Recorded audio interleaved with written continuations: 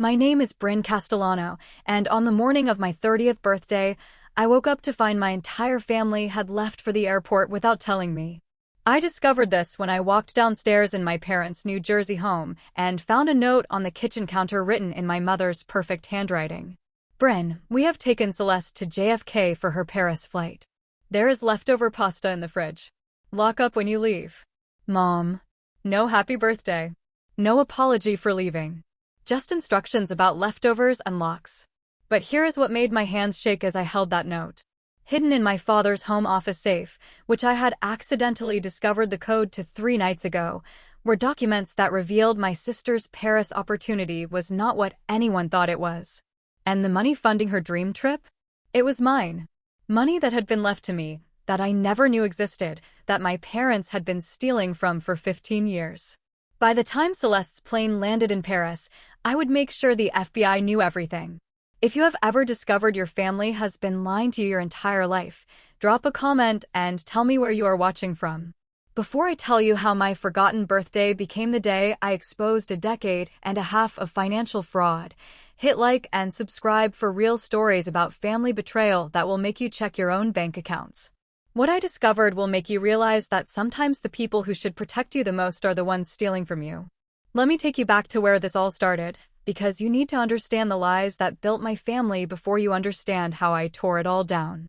I grew up in Montclair, New Jersey, in a beautiful colonial house with black shutters and a wraparound porch. My parents, Vincent and Rosa Castellano, owned a successful Italian restaurant that had been featured in New Jersey Monthly and had a waiting list every weekend. We were the perfect Italian-American family, at least from the outside. Sunday dinners, loud conversations, extended family always around. The kind of family people envied. But inside that picture-perfect home, there were 2 daughters living completely different realities. Celeste, my younger sister by 18 months, was born perfect. At least, that is what everyone always said. She had my mother's delicate features, my father's charm, and a voice that could make angels weep. By age 6, she was singing in the church choir. By age 10, she had the lead in every school musical. By age 15, she was performing at regional theaters and winning vocal competitions across the tri-state area. And me? I was the responsible one. The one who worked in the restaurant every weekend from age 14. The one who handled the books when Dad's accountant was on vacation. The one who was good with numbers and details and making sure things ran smoothly. Useful, but not special. Bryn keeps us organized. Dad would tell customers who asked about his daughters. She has a head for business. Then he would light up talking about Celeste. But our Celeste, she is going to be a star. Wait until you hear her sing. She has a gift from God. The message was burned into me from childhood. Celeste was destined for greatness. I was destined to make sure the family business did not fall apart. Every family gathering became a performance opportunity for Celeste. Holidays, birthdays, Sunday dinners, she would sing and everyone would stop everything to listen with rapt attention. Our relatives would cry, would applaud, would tell my parents how blessed they were to have such a talented daughter. If I tried to share anything about my achievements, my straight A's, my acceptance to Rutgers Business School, my ideas for expanding the restaurant, the conversation would last maybe a minute before someone said, "That is nice, Bryn. Hey Celeste, sing that song from the musical you are rehearsing." Birthdays showed the disparity most clearly. Celeste's celebrations were major productions. Her Sweet 16 was at a Manhattan venue with a live band and 150 guests. Her 21st birthday was a weekend trip to Nashville with a recording session at a professional studio. Every birthday became a showcase for her talent with performances and special guests from the theater community. My birthdays were quiet family dinners where we ate at the restaurant after closing, usually exhausted from the dinner rush. Bryn likes simple celebrations, Mom would explain, though I had never actually said that. The truth was they did not think my life was interesting enough to celebrate the way they celebrated Celeste's. College exposed the favoritism in concrete financial terms. Celeste attended the Manhattan School of Music, one of the most prestigious and expensive music conservatories in the country. Tuition was $52,000 per year, not including her Manhattan apartment, which cost another $2,400 per month, plus voice lessons with a renowned instructor at $200 per hour twice weekly, plus accompanists, sheet music, performance attire, and all the other expenses that came with training a classical vocalist. My parents paid every single penny without hesitation. They even bought her a car so she could drive home on weekends when she was not performing. I went to Rutgers, a state school 30 minutes from home. When I asked if they could help with housing so I could have the full college experience, Dad sat me down at one of the restaurant tables after closing. "Bryn, you have to understand something," he said, his hands folded on the red checkered tablecloth. "Celeste's education is an investment in a very specific career that requires the best training money can buy. Your degree is more practical. You will get a good job no matter what. We need you to be smart about this and live at home to save money." So I commuted to Rutgers, worked 25 hours a week at the restaurant for minimum wage while my parents paid Celeste's rent in Manhattan and took out $28,000 in student loans for what my work could not cover. After graduation, I got a job as a financial analyst at a mid-sized firm in Newark. The work was solid, the pay was decent but not remarkable. I rented a small apartment in Bloomfield, furnished it with IKEA and Craigslist finds, and started aggressively paying down my student loans while building modest savings. Celeste moved back home after conservatory and pursued her opera career. She auditioned constantly, took young artist positions that paid almost nothing, and performed in regional productions that required extensive travel. My parents funded everything. Her car, her gas, her performance clothes, her headshots, her website, her ongoing voice lessons. "She is building her career," Mom would say defensively when I asked why Celeste did not need to work a regular job like everyone else. "This is how you succeed in classical music. It takes time and investment before the big opportunities come." But when I mentioned wanting to take a professional certification course that would help me move into a higher-paying position and asked if they could loan me the $4,000 course fee, Dad refused. "You have a steady job with benefits, Bryn," he said. "That is money you should be able to save yourself. Celeste does not have that stability. We have to support her differently." The double standard was crushing, but I had been trained since childhood to accept it. Family dinners at the restaurant every Sunday were torture. The entire conversation revolved around Celeste.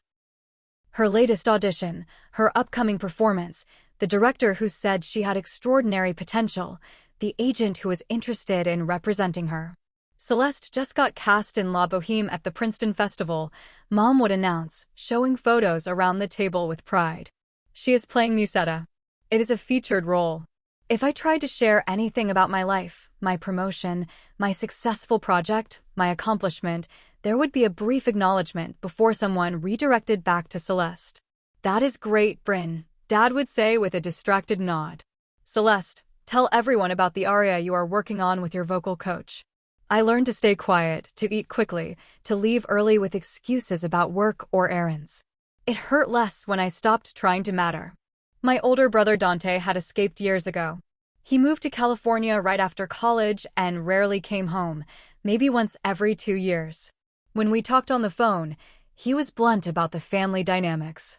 "They have always been obsessed with Celeste," he told me during one conversation when I was upset about being excluded from a family trip to see her perform in Philadelphia. "You and me, we are just the worker bees who keep the hive running. She is the queen. It is not fair, but it is never going to change, Bryn. You have to stop waiting for them to see you." He was right, but accepting it felt impossible. The breaking point started 3 nights before my birthday, though I did not know it would be a breaking point at the time.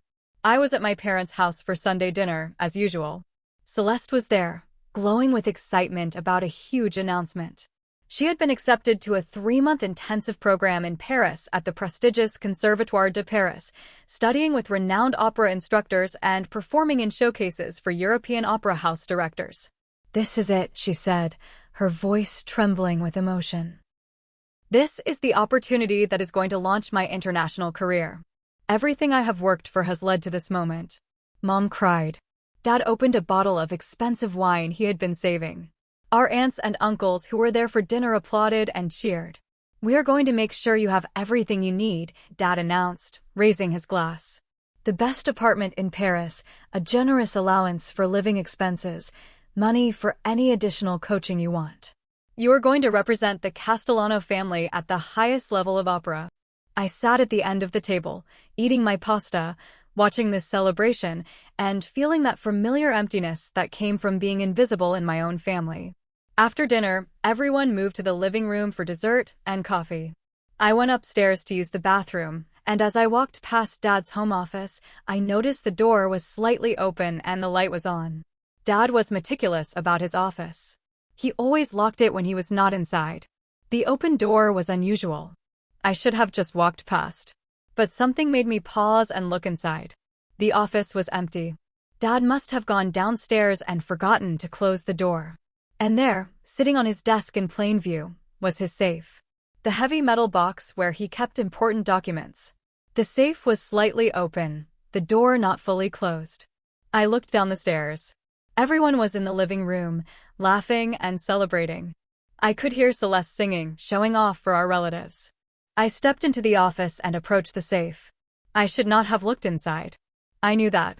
But years of being invisible, years of watching my parents pour money into Celeste while telling me to be more independent, years of swallowing my hurt, all of that pushed me to pull the safe door open. Inside were the usual things. Passports, the deed to the house, insurance documents. But there was also a large accordion file labeled Bryn Trust Fund. My heart stopped. I pulled out the file with shaking hands. Inside were documents I had never seen before, documents that made my entire world shift on its axis. The first was a letter from my grandmother, my father's mother who had died when I was 15. It was addressed to me. "My dearest Bryn," it began. "If you are reading this, I am gone, and I hope your father has explained everything to you by now. I have established a trust fund for you with $250,000, money I saved throughout my life because I saw how hard you worked and how responsible you were, even as a young girl. This money is for your future, your education, your dreams, whatever you need to build a life that makes you happy. Your father and mother are the trustees until you turn 25, at which point the full amount transfers to your control. Use it wisely, my sweet girl. You deserve every opportunity to shine. Love always, Nana." I read that letter 3 times, tears streaming down my face. My grandmother had left me $250,000. I had never known. No one had ever told me. I was 30 years old. I should have had full control of that money 5 years ago when I turned 25. I kept digging through the file, my horror growing with each document I found. There were bank statements for the trust account. The original balance 15 years ago had been $250,000, just as Nana's letter stated. But the current balance was $87,000. Over $160,000 was missing. I found withdrawal records going back years. Monthly transfers to my parents' personal account.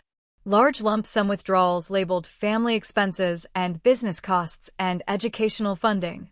I found tuition payment receipts for the Manhattan School of Music. $52,000 per year for 4 years. Over $200,000 of Celeste's conservatory education had been paid from my trust fund. I found rent payment records for Celeste's Manhattan apartment. 3 years of rent at $2,400 per month, over $86,000, paid from my trust fund. There were receipts for voice lessons, accompanist fees, performance costumes, travel expenses for auditions, all of it paid from money that was supposed to be mine. My parents had been systematically stealing from my trust fund for 15 years to finance Celeste's opera career. They had never told me the money existed. They had spent the majority of it on my sister. And they were planning to use what was left to fund her Paris trip. There was a recent document, dated just 1 week ago, showing a planned wire transfer of $35,000 to a Paris rental agency for Celeste's apartment deposit and 3 months' rent. My hands were shaking so badly I could barely hold the papers. They had told me they could not help with my student loans. They had told me to live at home during college to save money. They had refused to loan me $4,000 for a professional certification course. All while they were stealing from a trust fund my grandmother had left specifically for me. I pulled out my phone and photographed every single document in that file. Every letter, every bank statement, every withdrawal record, every receipt. Then I carefully put everything back exactly as I had found it and left the office. I went downstairs, said I was not feeling well, and left the house. No one followed me out. They were too busy celebrating Celeste. I drove home to my small apartment and spent the entire night staring at those photographs on my phone, trying to process what I had discovered. My parents were thieves. They had stolen over $160,000 from me. They had lied about its existence for 15 years. They had funded my sister's entire career with money that was supposed to secure my future. And they had planned to never tell me.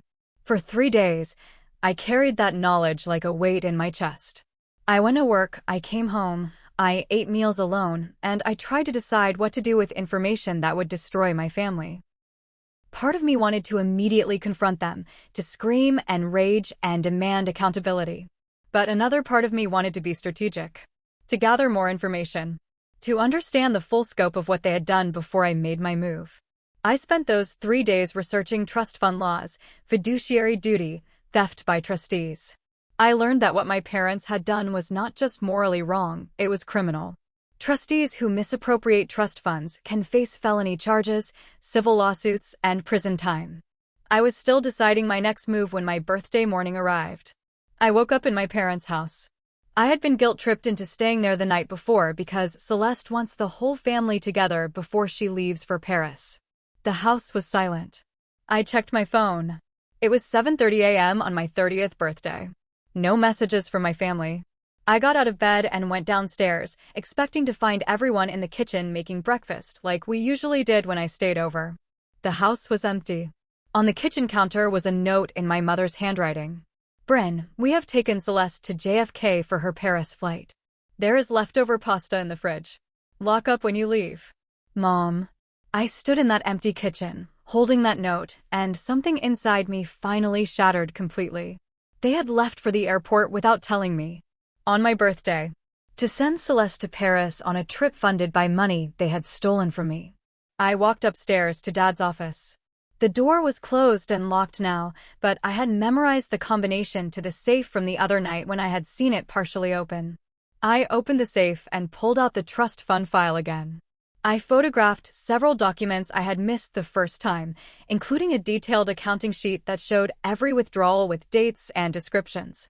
Then I sat down at Dad's desk and made 3 phone calls. The first was to the New Jersey Division of Consumer Affairs, Financial Institutions Bureau, where I reported suspected fiduciary misconduct and trust fund theft. The second was to the FBI's White Collar Crime Division, where I filed a report for wire fraud and financial exploitation. The third was to an attorney who specialized in trust litigation, where I scheduled an emergency consultation for that afternoon. Then I forwarded all the photographs to myself at 3 different email addresses, uploaded them to a secure cloud service, and sent copies to my brother Dante with a message. This is what our parents have been doing with money Nana left me. I am taking legal action. Thought you should know. Finally, I composed a detailed email to my entire extended family. Every aunt, uncle, cousin, family friend.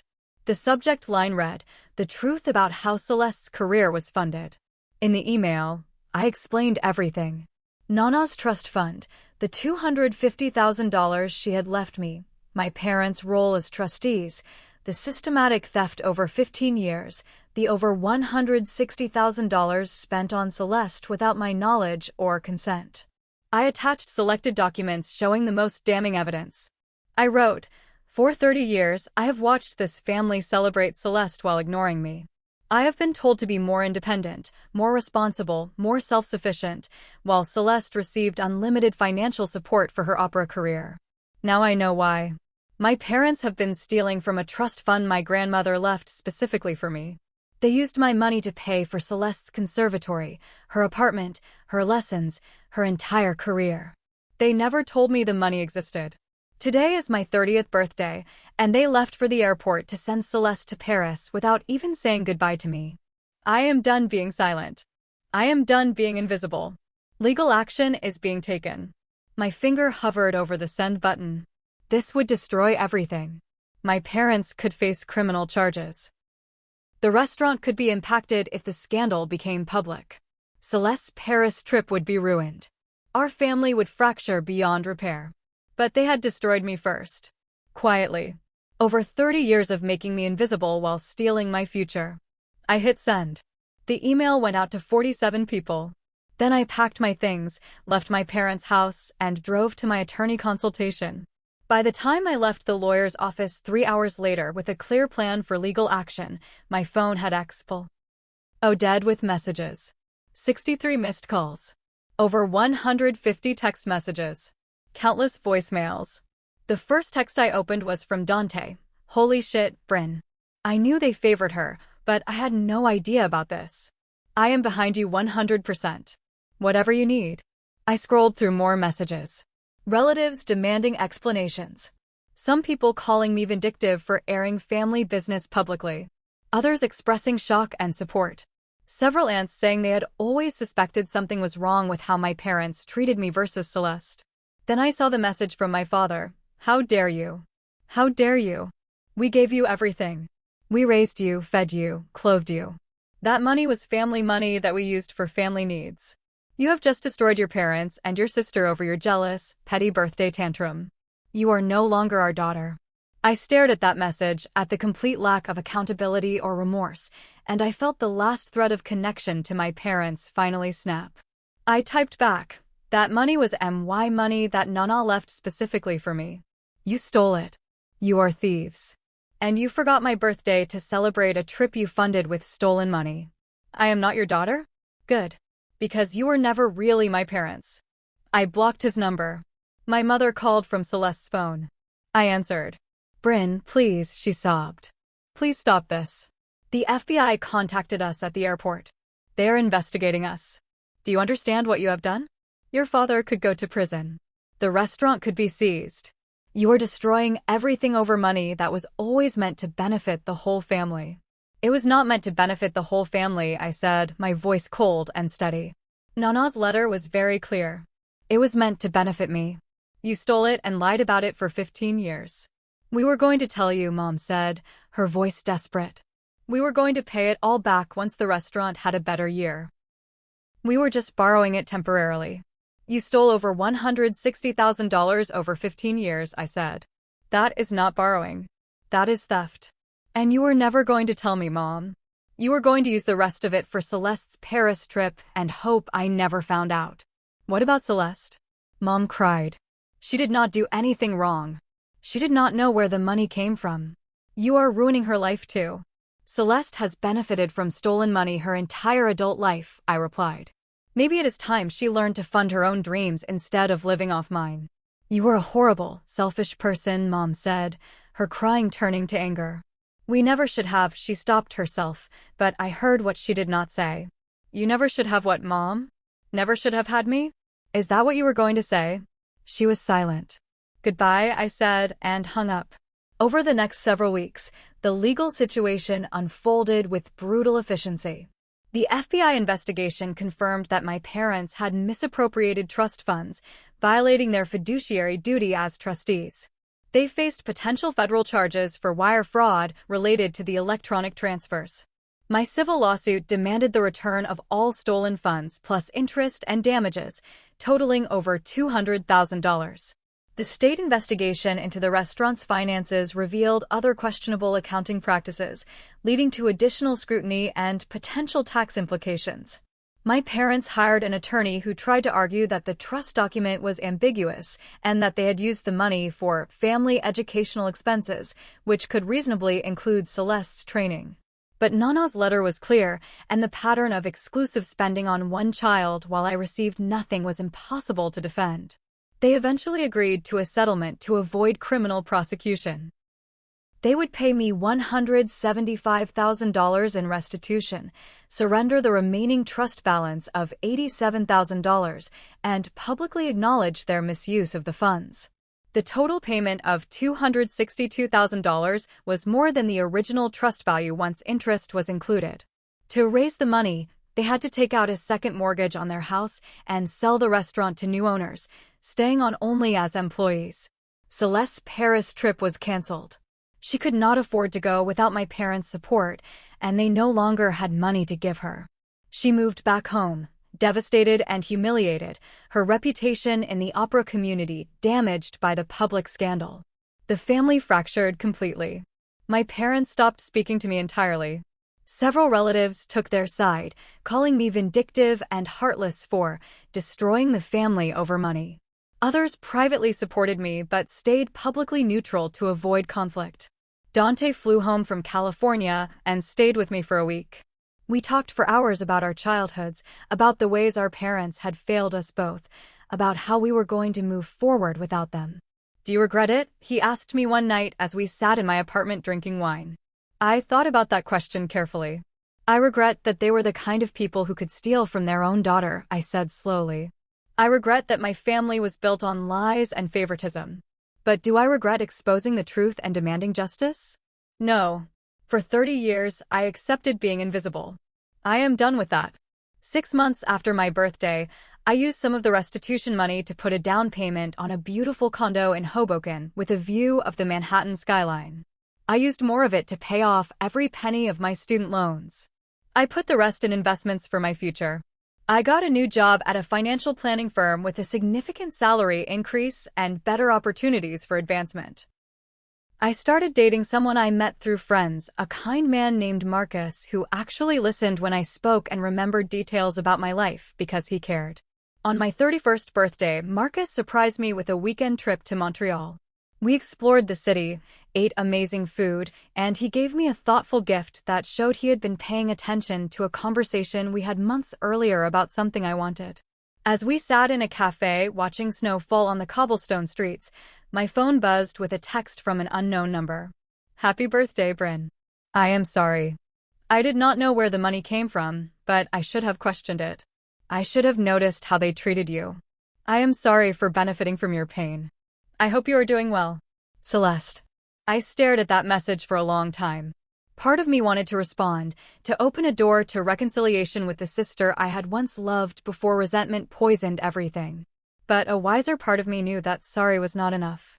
Not after a lifetime of watching her get everything while I got nothing. Not after my parents stole my future to fund her dreams. I deleted the message and put my phone away. "Everything okay?" Marcus asked, reaching across the table to take my hand. "Everything is perfect," I said, and I meant it. For the first time in my life, I was not waiting for my family to see me, to remember me, to choose me. I had chosen myself. I had demanded justice. I had refused to stay invisible. The revenge I thought I wanted on that devastating birthday morning was not actually about punishing my parents or destroying Celeste's career. It was about finally, after 30 years, refusing to accept being erased. It was about understanding that sometimes the most powerful thing you can do is expose the truth, even when it destroys the comfortable lies everyone else wants to maintain. It was about learning that being forgotten by your family is not a reflection of your worth. It is a reflection of their failure to see what was always there.